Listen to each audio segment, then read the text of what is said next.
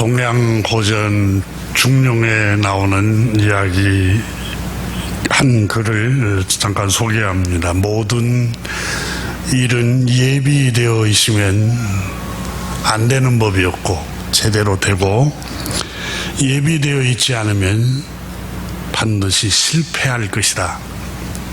준비되어 있지 않으면 실패한다는 겁니다. 말은 먼저 정해져 있으면 잘못되지 아니하고, 일은 먼저 정해져 있으면 곤란을 받게 되지 아니하고, 행동은 먼저 정해져 있으면 탈이 나지 아니하고, 돈은 먼저 정해져 있으면 궁색하게 되지 않는다. 널리 배우고 자세히 연구하고 신중히 생각하고 밝게 분별하며 성실히 행동해야 한다. 배우지 않는다면 몰라도 배울 적에는 배운 것을 그대로 두지 않아야 한다. 배우는 것을 익힐 때까지 반복해야 된다라고 적고 있습니다. 묻지 않는다면 몰라도 물을 적에는 알지 못하는 것을 그대로 두지 않아야 한다. 생각하지 않는다면 몰라도 생각할 적에는 터득하지 못한 것을 그대로 두지 않아야 한다. 분별하지 않는 것을 그대로 분별하지 않는다면 몰라도 분별할 적에는 분별하지 않는 것을 그대로 두지 않아야 한다. 행하지 않는다면 몰라도 행할 적에는 성실히 행하지 않는 것을 그대로 두지 않아야 한다. 남이 한 번 해서 그것을 할 수 있게 된다면 자기는 그것을 100번 하고, 남이 10번 해서 그것을 할 수 있게 되었다면 자기는 그것을 1000번 한다. 과연 이러한 도를 실천할 수만 있다면 비록 어리석다 하여도, 경험이 없고 조금 IQ가 부족해도 반드시 지혜롭고 총명해질 것이며, 비록 여리고 약하다 할지라도 반드시 강해질 것이다. 이런 중룡의 말을 후대에 전하고 있습니다. 오늘 본문은 우리가 읽은 아브라함 얘기를 하고 있습니다. 아브라함은 하나님을 섬기는 일이 준비되었고 정성스러웠습니다. 하나님 말씀을 따라서 행하는 일에 있어서 굉장히 정성스러웠습니다. 정성스러움은 모든 길을 연다고 그랬습니다. 말씀을 따르는 일에 아브라함은 자기 마음속에 하나님 말씀에 나는 평생 따르며 생활해야겠다라고 이미 마음이 정했습니다.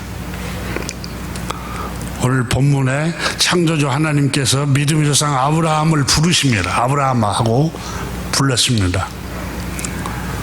주님, 내가 여기 있나이다. 이렇게 아브라함이 대답합니다. 주님께서 아브라함아, 너의 오늘 본문의 아들 나에게 제물로 바쳐라. 너의 유일한 아들, 너가 사랑하는 아들 이삭을 내가 너에게 지시하는 저 모리아 산으로 데려다가 희생 제물로 하나님 앞에 제사를 드려라. 이렇게 말씀을 합니다. 아브라함은 아침 일찍 일어나 오늘 본문에 보면은 낙의 안장을 지우고 종들을 데리고 아들 이삭과 함께 번제에 쓸 나무를 쪼개가지고 모리아 산으로 향했습니다. 사흘길을 걸어갔습니다. 사흘길을 걸어가면서 아브라함이 얼마나 많은 번민을 냈을까요? 아들을 하나님 앞에 이렇게 드린다는 거, 그러니까 아들하고 영원히 이별한다고 생각을 해보세요. 얼마나 많은 번민과 슬픔과 고통이 엄습해 왔을까요? 길을 가고 있는데 아들 이삭이 아버지를 불렀습니다. 아버지, 우리가 가고 있는 산이 어디입니까? 하나님 지시한 산이다. 그곳에 가서 번제를 드리려고 하나님께 가고 있는데, 아버지 근데 번제를 드릴 양이 어디 있습니까? 나무는 가지고 가고 피울 이렇게 불 지필 것은 가지고 가는데 어린 양을 데리고 가야 되는데 어린 양이 없지 않습니까? 그때 아브라함이 아들아, 가슴이 미어지면서 아마 대답했을 겁니다. 하나님께서 어린 양을 준비해 줄 것이다. 지금 이삭을 하나님께 드리라고 그랬습니다. 그런데 하나님이 예비해 주실 것을 할 것이다 라고 대답을 합니다마는, 아브라함이 얼마나 고통스러웠을까, 이 성경을 읽으면서 그런 생각을 했습니다. 꼭 아들이 돌아오는 것은 죽었던 아들이 살아나오는 그런 감정이 있잖아요. 이 아브라함이 아들을 완전히 잃어버린다고 생각해 보세요. 얼마나 큰 고통스러웠겠어요.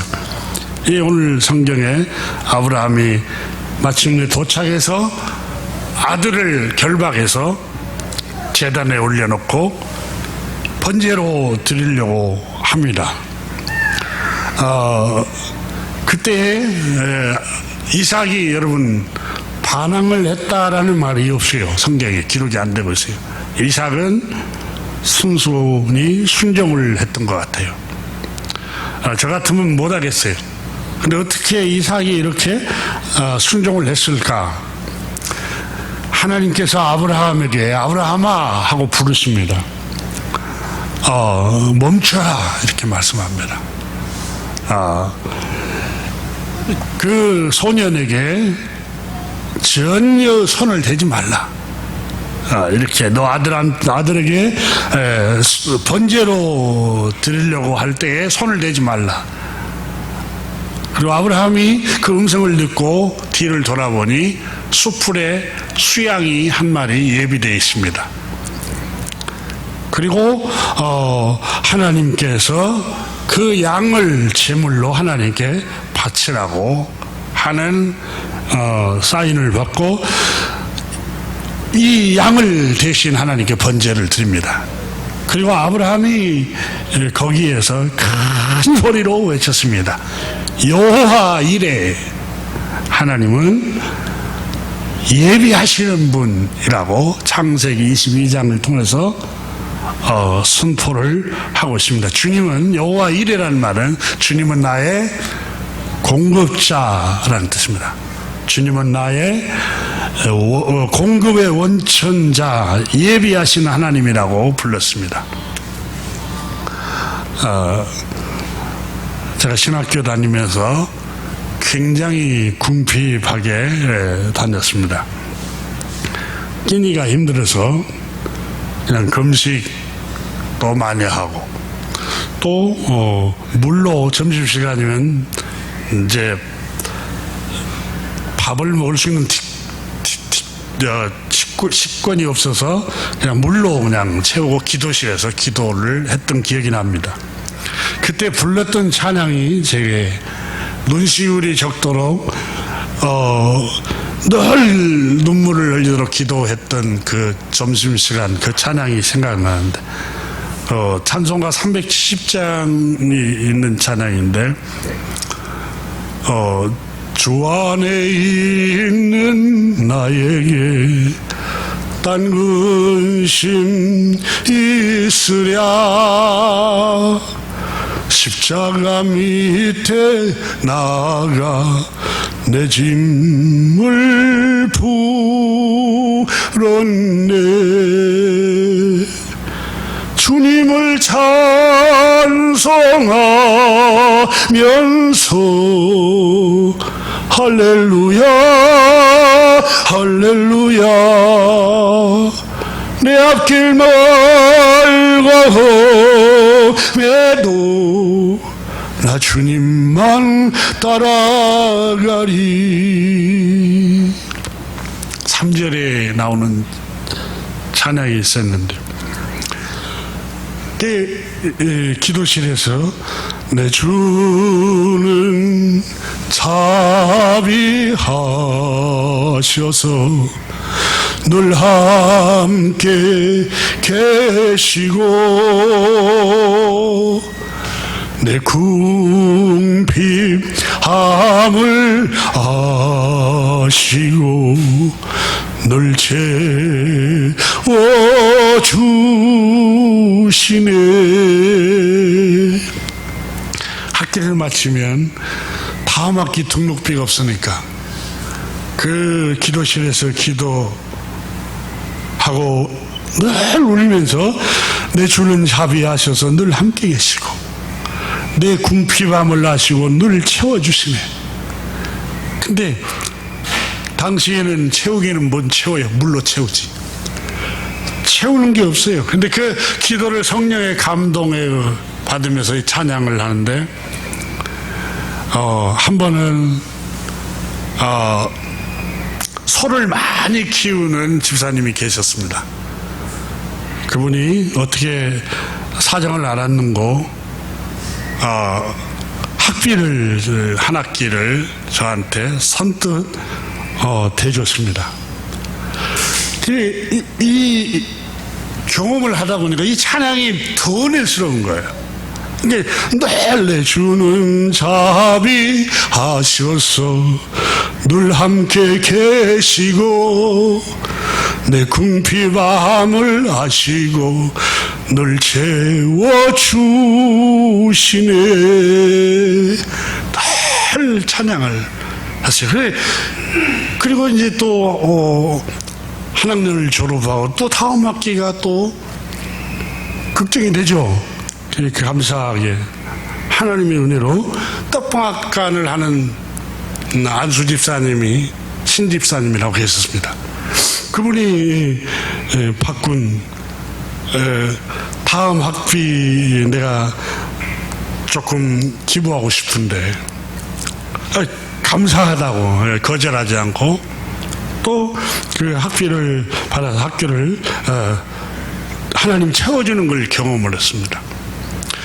또 어느 날은 기도하고 있는데 식권을 일주일치 이렇게 끊어서 갖다 주는 분이 있었고, 그래서 이 찬양을 제가 찬양 중에서 좋아하는 찬양 여러 가지가 있지만 370장의 주 안에 있는 나에게 딴 것임이 있으랴. 십자가 밑에 나가서 내 짐이 풀렸네. 주님은 늘 예비해 놓고 계시고 늘 앞서서 행하고 계시고 필요를 채워주시는 것을 늘 경험을 했습니다. 그리고 제가 여러분이 보실 때도 잘 목회를 못 하잖아요. 시원찮하고. 또 어떨 때는 여러분이 양에 안 차서 여러분이 속상하기도 할 거예요. 잘 압니다. 잘 알고 있어요. 그런데 하나님 제 그릇이 이 정도만한 그릇밖에 안 돼요. 그래서 하나님께 그래도 저는 감사해요. 하나님께서는 제가 사역을 하면서 처음에 목회 사역을 하면서 주님 아무도 가지 않으려고 하는 곳에 나를 보내주세요. 누구도 가기 싫어한 곳으로 나를 보내주세요. 기도도 잘해야 할 것 같아요. 정말 아무도 가기 싫어한 곳에 2명 모이는 곳으로 저 멀리 목포노에 저 섬 가까이 있는 곳으로 보냈어요. 하나님께서. 그래도 감사했어요. 그래도 즐겁고 감사하고 사명감이 아니면 이 즐거움이 없을 것 같아요. 사명감이 아니면. 그래서 처음 목회를 시작할 때도 사명감과 즐거움을 했고, 또 목회를 하다가도 이렇게 박해도 당하기도 하고 사명이 아니라 딴 목적 때문에 한다고 별소리까지 다 들었어요. 그래도 나는 감사했어요. 왜냐하면 하나님이 나에게 주신 마음이 있었기 때문에. 그래서 성경에 하나님 말씀의 전도서에 자기가 하는 일을 즐거워하는 자가 복되다고 하신 것 같아요. 사람들은 비웃고 조소해도 즐거웠던 것 같아요. 목회 생활을 지내오면서 나는 이 3달란트, 2달란트 정도 받았다고 하지만 즐거움으로, 고통 속에서도 즐거움으로 사역을 해오면서 주님께서 둘씩 제자들을 보내시면서 부족함이 있더냐, 말씀을 전하고 제자들이 돌아왔을 때 제자들이 대답하기를 부족한 것이 하나도 없었습니다. 정말 하나님의 은혜와 사랑하는 우리 장로님들, 또 권사님들, 우리 형님들 같고 누님들 같고 우리 권사님, 형님, 장로님들이 잘 사랑으로 대해주셔서 부족함이 없었던 것 같아요. 하나님 말씀 그대로 부족함이 있더냐, 부족함이 없었어요. 작은 목회를 해도 부족한 줄 모르고 그냥 감사하면서 이렇게 지내. 하나님께서 오늘 아브라함이 여호와 이레, 여러분, 아브라함이 다른 집은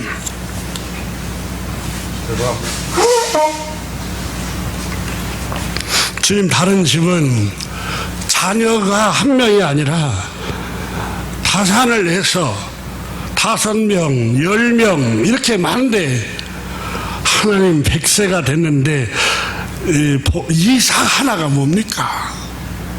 겨우 이삭 하나 줍니까? 그렇게 아니라 아브라함이 뭐라고 고백합니까? 여호와 이레, 하나님이 한 아들을 하나님 바치라고 하고 또 양을 예비해 놓고 아브라함이 100세에 고백하는 게, 하나님 난 너무 충만합니다. 여호와 이레, 하나님은 예비하시는 분입니다. 부족함이 전혀 없었습니다. 하나님 나의 공급자이십니다. 이 고백을 하고 있습니다. 그래서 빌립보서 4장에 바울 선생은 빌립보 교회에 보낸 서신에서 세상에 가장 큰 복이 있다면 자족하는 마음보다 더 큰 복이 없다. 자족이 뭡니까? 여러분, 만족하면서 감사하면서 사는 생활. 비교하면 그것도 없어요. 비교하면. 여러분, 사람이 불행해지는 이유가 비교 때문에 불행해져요. 비교하면 정말 끝이 없잖아요. 그런데 하나님 나에게 주신 복을 생각하면서 감사하면서 생활하면 그 얼마나 큰 놀라운 축복인가 몰라요. 자족이란 말은 만족하고 감사하고 기뻐하고 즐거워하고 생활하는 걸 말하는 거예요. 오늘 본문에 아브라함에게 하나님께서 말씀합니다. 아브라함아, 네가 내 말에 순종하였으니 너의 유일한 아들, 너의 사랑하는 아들, 내 독자도 아끼지 아니하였은즉 내가 너에게 큰 복을 주겠다.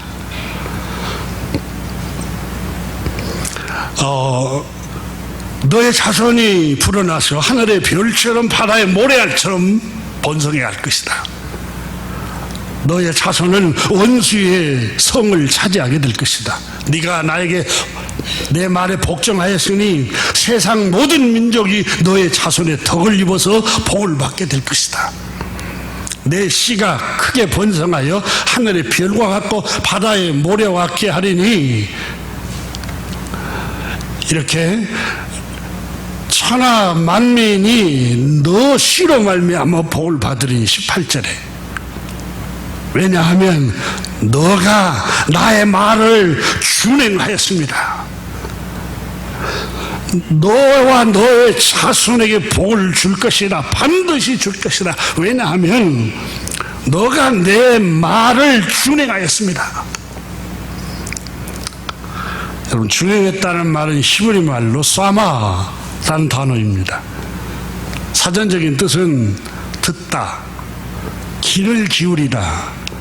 그러니까 ear라는 단어가 아니라 listen이라는 단어입니다. 영어로 귀를 기울여서 귀담아 듣다, 준행했다. 그냥 지나간 소리로 들어버린 게 아니라 귀담아 듣고 간직을 했어요. 주의 깊게 듣고 그 말씀에 자신을 쳐서 복종을 했다라는 뜻입니다. 오늘 본문 말씀 통해서 하나님께서 우리에게 주시는 교훈이 여러 가지가 있는데, 첫 번째로는 마음을 다하여 창조주 하나님 말씀을 따르라는 거예요. 신명기 10장 12절 13절에 보면, 이스라엘아, 내 하나님 여호와께서 내게 요구한 것이 무엇이냐. 하나님이 너에게, 창조주 하나님께서 너에게 요구한 게 무엇이냐, 하나님 뜻이 무엇이냐, 너를 향하는 뜻이 무엇이냐. 곧 내 하나님 여호와를 경외하여 그의 모든 도를 행하고 하나님을 사랑하며 마음을 다하고 뜻을 다하여 내 하나님 여호와를 섬기고, 내가 오늘 너의 행복을 위하여 너에게 명령하는 여호와의 명령과 규례를 지킬 것이 아니냐.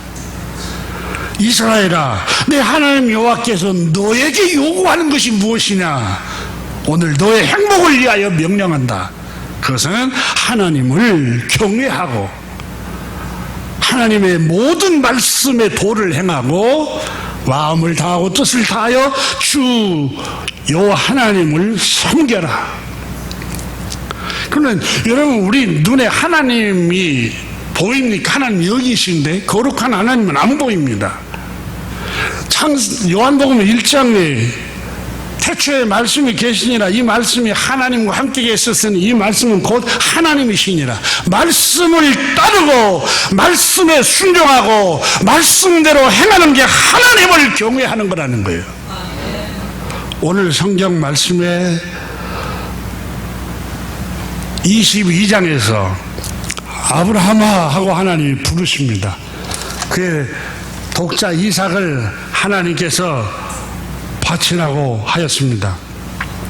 그래서 그 말씀 그대로 순종하여서 아브라함이 독자 이삭을 하나님께 바치러 올라갑니다. 바치러 올라가서 독자를 이삭을 하나님께 바칩니다. 그러니까 12절에 하나님의 천사가 하나님의 음성을 들려줍니다. 12절 본문 보십시오. 함께 읽습니다. 사자가 이르되 그 아이에게 내 손을 대지 말라. 그에게 아무 일도 하지 말라. 내가 내 아들 내 독자까지 또 내게 아끼지 아니하였으니 내가 이제야 내가 하나님을 경외한 줄 아노라. 그러니까 하나님을 경외하는 걸 하나님께서 언제 인정해 줬습니까?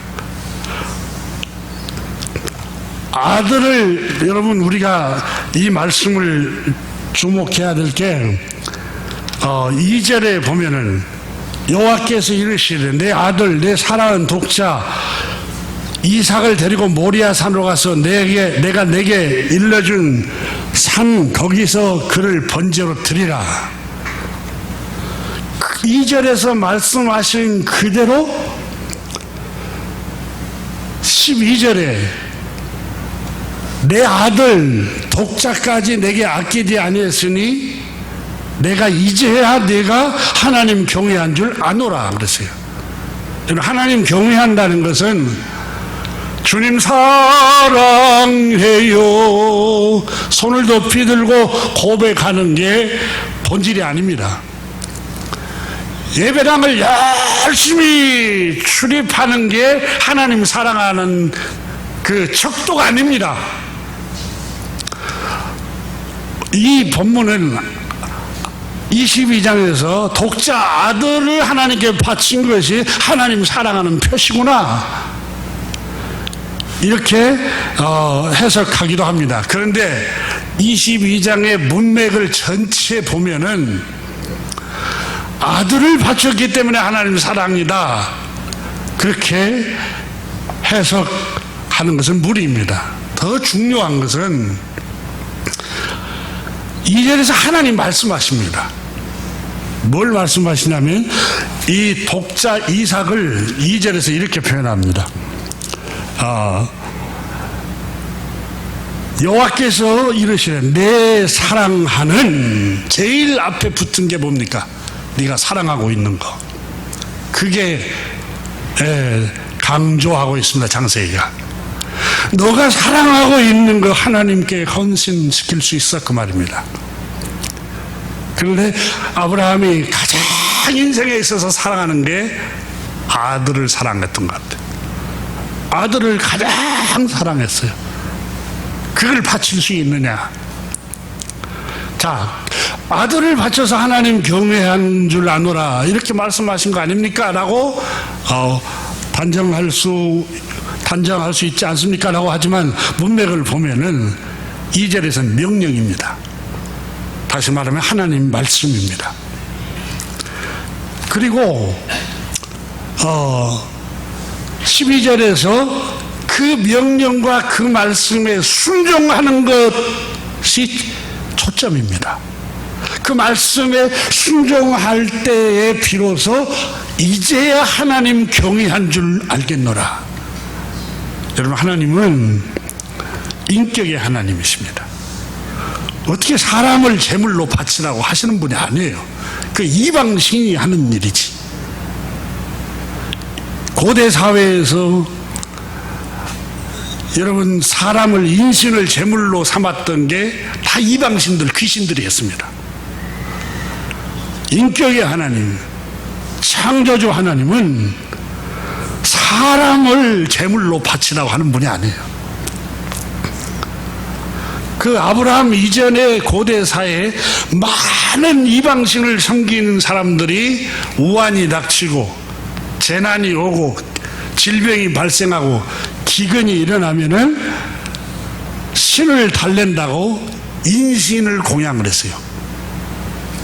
하나님은 이 창세기 22장을 통해서도 하나님은 인간을 제물로 번제로 동물을 바치듯이 번제를 떠가지고 제사하는 걸 하나님 기뻐하시는 분이 아니야, 그 말이에요.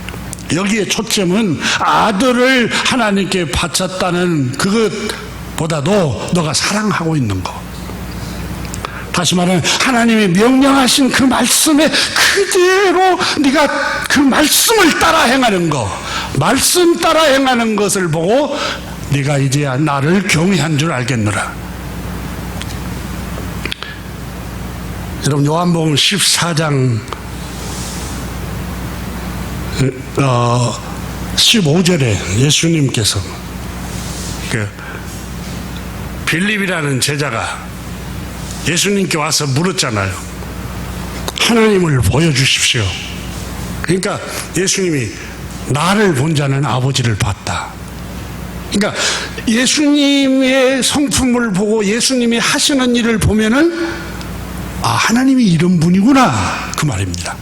나를 본 자는 아버지를 봤다. 그 말은 예수님이 행하신 일들, 예수님의 착한 일들, 예수님의 마음의 성품, 예수님의 그 행하신 일들을 보면 하나님은 바로 예수님 저분 예수님 같은 성품을 갖고 있는 이게 하나님이시구나. 그럼 예수님이 보여준 게 뭡니까? 사랑이에요. 예수님이 오셔서 온몸을 십자가에 다 내어주면서 보여준 게 사랑이에요. 십자가 사건 전에 배고픈 자에게는 먹을 것을 주고 병든 사람에게는 치료해주고 제자들을 둘씩 보내면서 값없이 아무 대가도 바라지 말고 복음을 전하고 병을 치료해주라 그랬어요. 그러니까 이게 예수님의 모습이에요. 그러니까 빌립이 하나님이 누구신가를 보여주세요. 아무 대가도 바라지 않고 복음을 전해주고 병든 사람을 치료해주고 굶주린 백성들을 먹여주고 이게 하나님이라는 거예요. 이게 하나님의 정신이라는 거예요. 와서 소리를 내고 이게 하나님을 사랑하는 증표가 아니라 정말 하나님을 사랑하는 증표는 예수님이 보여주신 사건처럼 행하는 게 하나님 사랑이에요. 요한복음 14장 21절에 예수님께서 그 말씀이 되어 육신으로 오신 하나님께서 말씀하세요. 나의 계명을 지키는 자라야 나를 사랑하는 자니 그러세요. 하나님을 경외하는 사람이 누구고 하나님을 사랑하는 사람이 누구냐?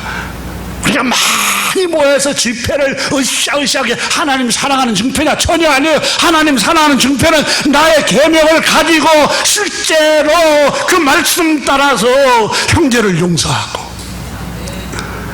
불쌍한 사람들을 보면 긍휼을 베풀고, 핍박하고 나에게 돌 던진 사람도 위에서 축복을 해주고, 이것이 하나님 사랑하는 증표라고요. 종교적인 게 하나님 사랑하는 증표가 아니에요. 나의 계명을 가지고 지키는 자라야 나를 사랑하는 자니, 나를 사랑하는 자는 내 아버지께 사랑을 받을 것이요 나도 그를 사랑하여 그에게 나를 나타내리라. 나의 계명은, 예수님 말씀하셨습니다. 새 계명을 너에게 주노니 너희가 서로 사랑하라 그랬어요. 나의 계명을 가지고 지키는 자라야 하나님을 경외하는 사람이에요. 그 사람이. 그럼 하나님을 경외하는 거, 그 말씀에 순종하는 게 하나님 경외한다는 표시예요. 12절에서 주의 천사가 그 아이에게 손을 대지 말라, 사람을 인신으로 공양을 바치려고 하지 말아라, 하나님의 형상을 닮은 사람을 어떻게 제물로 바칠 수 있겠느냐, 그런 짓 하지 말라는 거예요. 하나님이 예비해 놓습니다. 어린 양을 예비했어요. 13절에 아브라함이 눈을 들어 살펴본즉 한 수양이 뒤에 있는데 뿔이 수풀에 걸려 있는지라 아브라함이 가서 그 수양을 가져다가 아들을 대신하여 번제물로 드렸더라. 어떻게 사람을, 인신을 공양을 해서 바치, 그런 창조주 하나님이 아니, 창조주 하나님은 인격의 하나님이세요. 손대지 마라, 그런 일을 하지 말라. 자, 중요한 것은 내가 사랑하는 거. 이삭이라는 이 아들은 여러분 우리에게 주신 게 우리가 사랑하고 있는 것 대명사입니다. 우리가 마음이 다 뺏겨버리고 있는 그것을 말하고 있는 거예요. 그게 여러분 사업일 수도 있고 취미생활일 수도 있고, 그게 여러분 돈일 수도 있고, 그게 쾌락일 수도 있고, 내가 가장 소중하게 여기는 것을 내 명예일 수도 있고, 그거 내려놓으라는 거예요. 그거 하나님께 헌신해라는 거예요. 물론 이 본문을 가지고 설교자들이 사랑하는 아들까지도 바치는 헌신이 있어야 하나님이 이렇게 복을 주시고, 하나님 사랑하는 증표가 그겁니다. 그래야 이렇게 아들까지도 아끼고 있는 걸 하나님께 다 바쳐야 됩니다. 헌금 걷는 것은 좋겠죠. 그러나 이 본문은 그런 의도로 쓰여 있지 않습니다.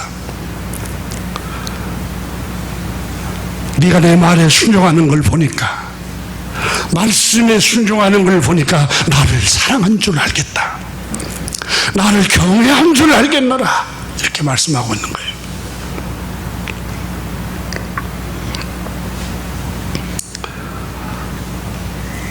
오늘 성경에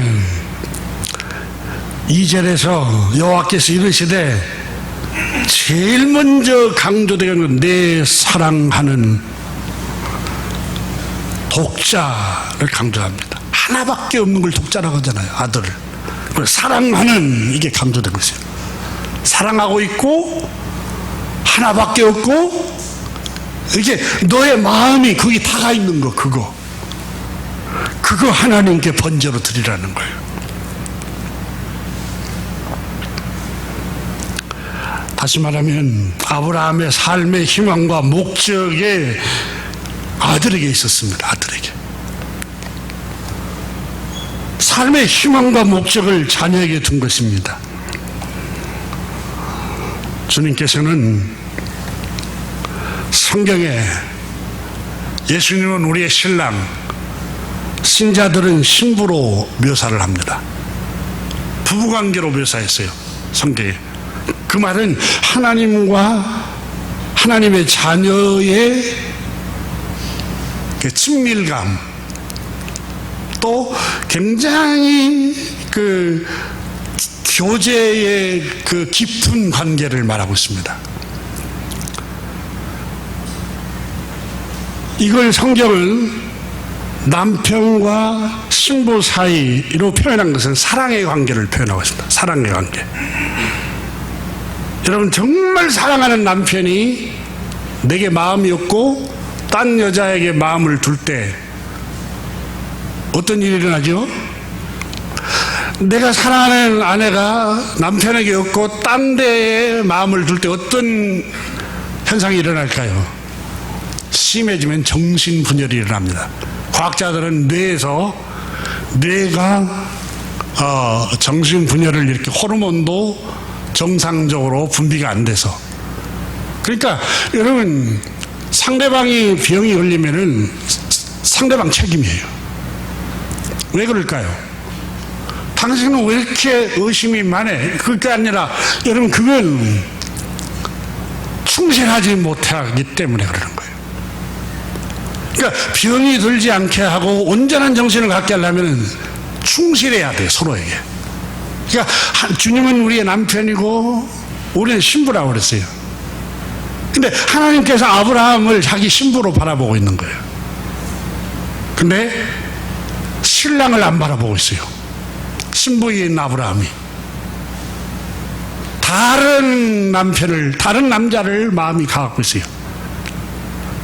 사랑하는 독자 이삭에게로 진짜 생명의 근원 되신 창조주 하나님이 우리의 신랑인데 그분에게로부터 마음이 떠나서 다른 곳으로 향해 버린 거예요. 그러니까 하나님께서 갖다가 바치라고, 다시 말하면 마음을 하나님께로 향하도록 하기 위해서 주님께서 아들을 바치라고 하셨던 것 같아요.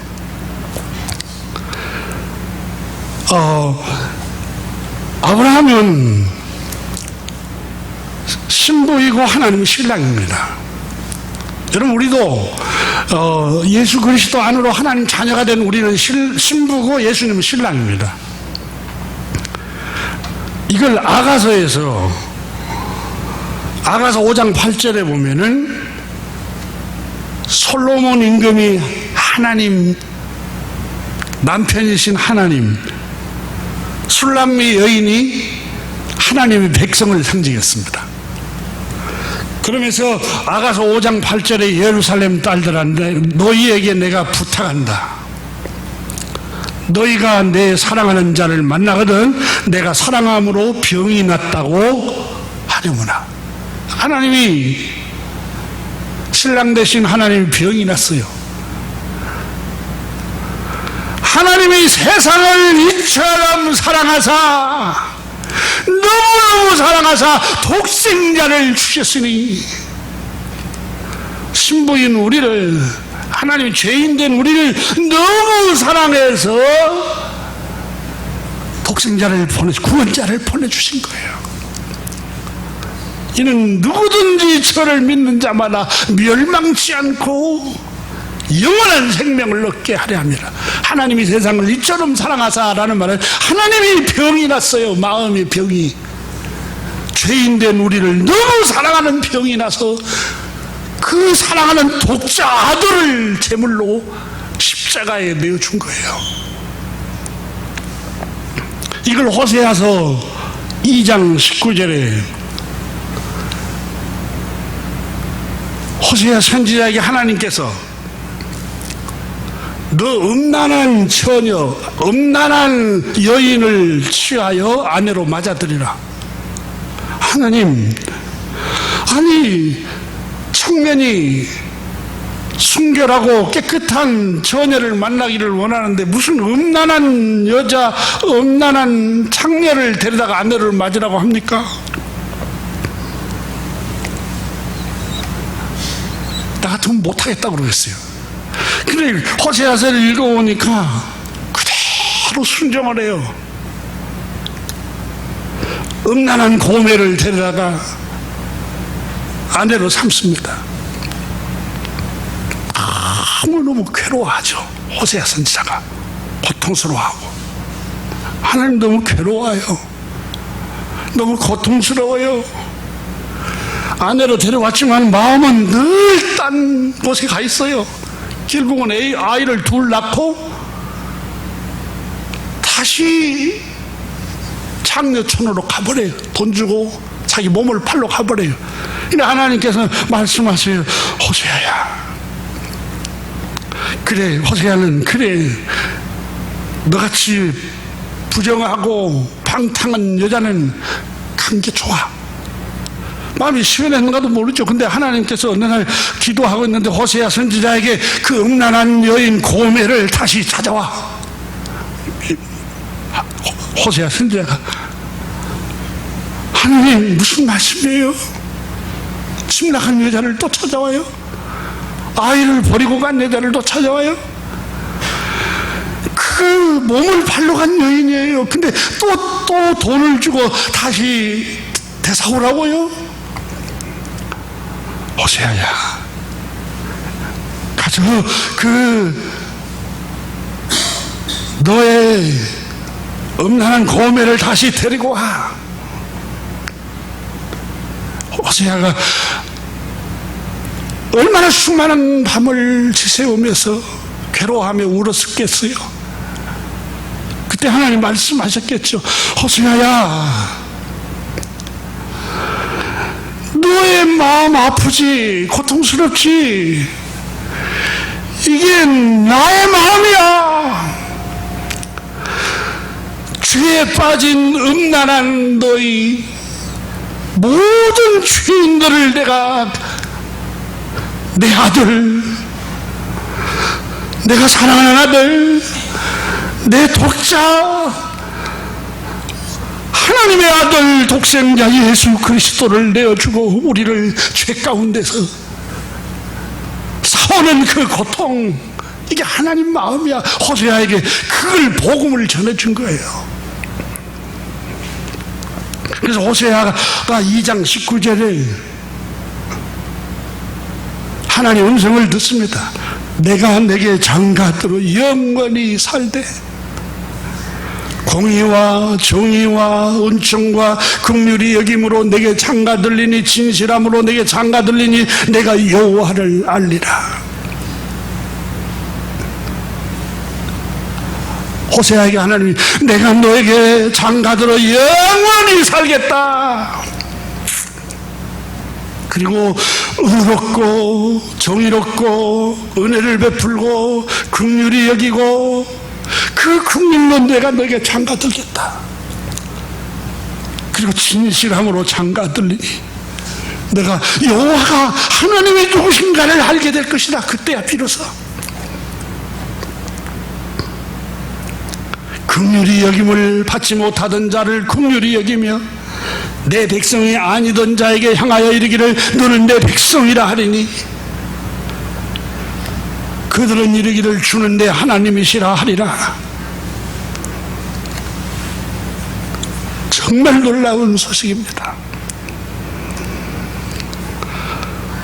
하나님께서는 청년 호세아를 통해서 음란한 고멜이라는 여자를 아내로 맞아들였다고 명령을 했고, 그 음란하고 방탕한 사람을 아내로 맞아들이고,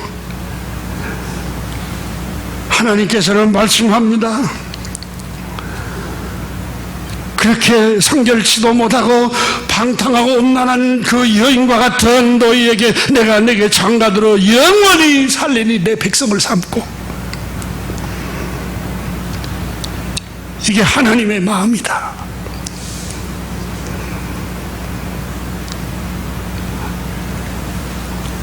오늘 본문에 여러분, 아브라함은 하나님께서 당신의 자녀로 창세기 12장에 불렀습니다. 천하 만민 중에서 아브라함을 불러냈습니다. 갈대아 우르에서.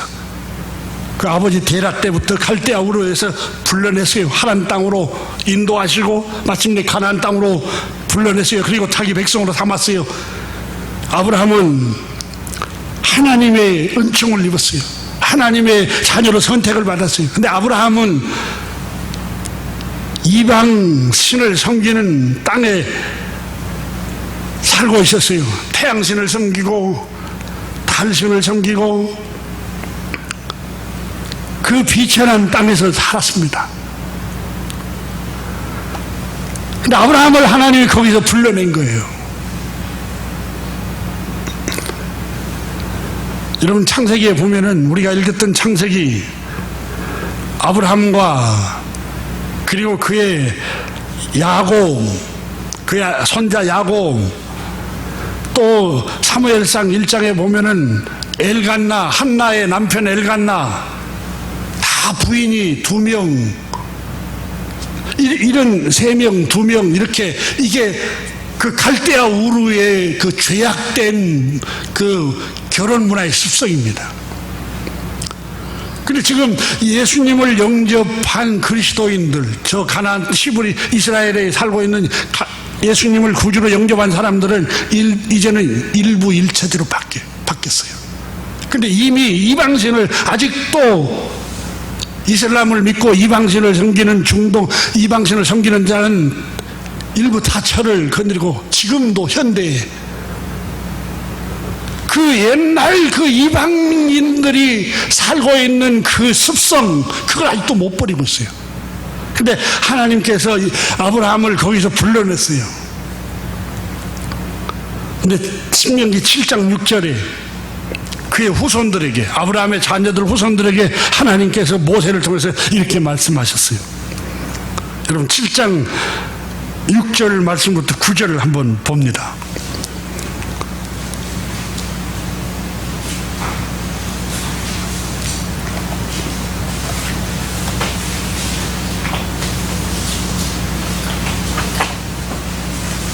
한번 읽어볼까요? 너는 여호와 내 하나님의 성민이라. 여러분, 성민이라는 말은 구별된 백성, 거룩할 성 백성민, 하나님의 거룩하게 구별된 성민이라. 신명기 7장 6절에 내 하나님 여호와께서 지상 만민 중에서 너를 자기 기업의 백성으로 선택하셨나니, 택하셨나니. 지상 만민 중에서 유일하게 너를 하나님 백성으로 삼은 목적은 7절 보면 같이 읽어봅니다. 여호와께서 너희를 기뻐하시고 너희를 택하시면 너희가 다른 민족보다 수요가 많기 때문이 아니라 너희는 오히려 모든 민족 중에 가장 적으니라. 보잘것없는 사람들이라. 근데 왜 지상 만민 중에 우리를 하나님 자녀로 선택하시고 구별했죠? 8절 보세요. 여호와께서, 다만이란 말은 오로지 한 가지 이유, 너희를 사랑하심으로 말미암아. 사랑이란 말은 불쌍히 여긴다라는 의미입니다. 불쌍히 여겨서 너를 선택한 거야.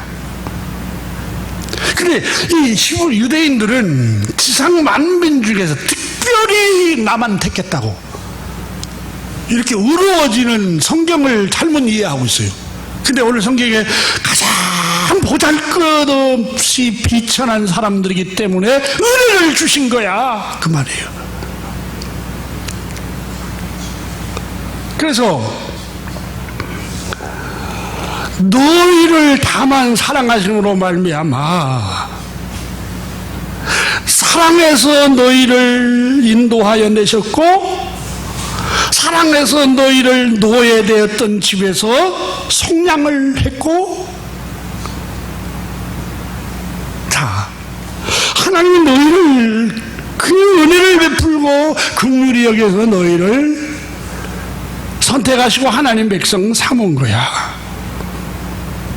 하나님께서 아브라함 자손들에게 이렇게 말하고 있는 거예요. 근데 아브라함도 갈대아 우르에서 하나님이 아브라함이 특별해서 택한 게 아니에요. 가장 보잘것없는 이방인 신을 섬기고 이방 태양신, 달신을 섬기고 음란한 그 성읍에서 너를 특별히 불러낸 것은 하나님이 너를 사랑해서 불러낸 거야.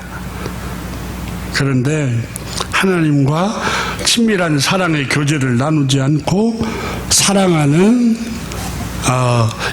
독자 이삭에게 마음이 향하고 하나님을 잊어버립니다. 그래서 아브라함에게 하나님께서 네 사랑하는 걸 하나님께 바치라. 여러분, 이 말씀을 한번 이렇게 적용해 봅시다. 정말 네가 사랑하는 그 아들 멀리 떠나게 해버려요. 너무 사랑하고 그게 인생의 의미를 두고 그게 인생의 목표를 두고 그게 마음이 다가 있으니까 하나님께서 이삭을 하나님 데려가려고 하듯이, 그럴 때 여러분 우리는 어떻게 합니까? 하나님, 주님을 찾게 됩니다. 그렇죠? 살려주세요. 보고 싶어요. 같이 살아가게 해주세요. 그러니까 그것 때문에 하나님을 찾게 돼요. 하나님을 마음이 하나님께로 향하게 돼 있어요. 지금 오늘 아브라함이 여러분 하나님께로 향하는 이유가 뭡니까? 아들을 잃어버릴 뻔하니까 하나님께로 향하잖아요. 아들을 잃어버릴 뻔하니까 하나님께로 늘 마음이 향하고 있잖아요. 오늘 본문 말씀에 2절에서 내 사랑하는 독자 이삭을 번제로 드리라. 하나님이 너무 무시무시한 말씀을 하시잖아요. 웨스트민스터 소요리 문답이라는 책이 17세기 영국 청교도 신학자들이 성경을 전체 요약을 해서 66권을 분석을 해서 107개의 질문을 하고 답변을 하는 핵심 교리서입니다. 웨스트민스터라는 책이 그 성경 66권의 핵심을, 근데 제일 그 107개의 질문 중에 제일 첫 번째 질문이 사람의 제일된 창조주 하나님의 목적이 무엇입니까? 성경의 해답은 사람의 첫 번째 하나님의 목적은 하나님을 영화롭게 하는 것과 영원토록 그분을 즐거워하는 겁니다. 여러분, 예배 그분을 즐거워하는 생활입니다. 찬양 그분을 즐거워하는 생활입니다. 기도 생활 우리의 고통과 범민을 하나님께 호소하면서 생활하는 겁니다. 그건 여러분 하나님을 경외심하고는 별개예요. 하나님 경외심은 그 말씀에 우리가 따라가는 게 하나님을 진정한 경외심이고, 예배합니다, 찬양합니다, 이거 하나님 즐거워하는 거예요. 항상 기뻐하라 할렐루야, 하나님을 기뻐하는 생활이에요. 이것은 찬양하는 거. 근데 사람의 제일된 목적이 하나님을 영화롭게 하는 거, 그리고 영원토록 그렇게 즐거워하는 거다. 영화롭게 한다. 언제 하나님 영광을 받으시죠? 마태복음 5장에 예수님께서 말씀하셨잖아요. 너희가 세상의 소금이요 빛이니 너희가 세상에서 착한 일을 하면 하늘에 계신 내 아버지께서 많은 영광을 받을 것이요. 그럼 하나님을 영화롭게 하는 일은 뭐예요? 우리가 그 말씀대로 착한 일을 향할 때 하나님을 영화롭게 하는 거예요. 하나님을 즐거워하는 것은 종교적인 행위들이에요. 근데 하나님을 영화롭게 하는 게 제일된 목적이에요.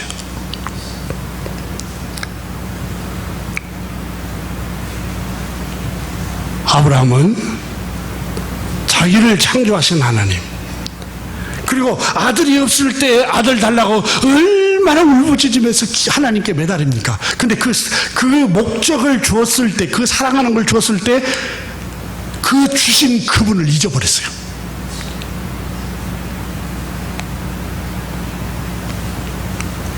그래서 하나님께서는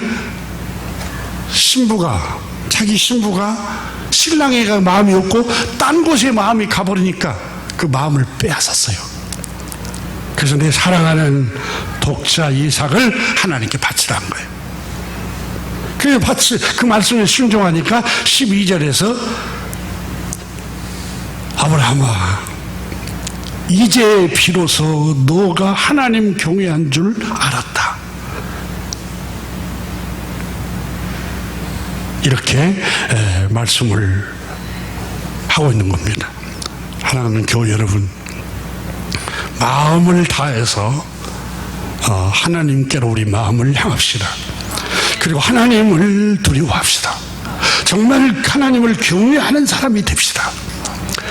이 종교적인 사람이 아니라 정말 그의 계명을 지키고 우리 실생활에서 예배 끝나고 나가서 가정에서 직장에서 인간관계 하면서 거기서 하나님 경외하는 생활을 합시다.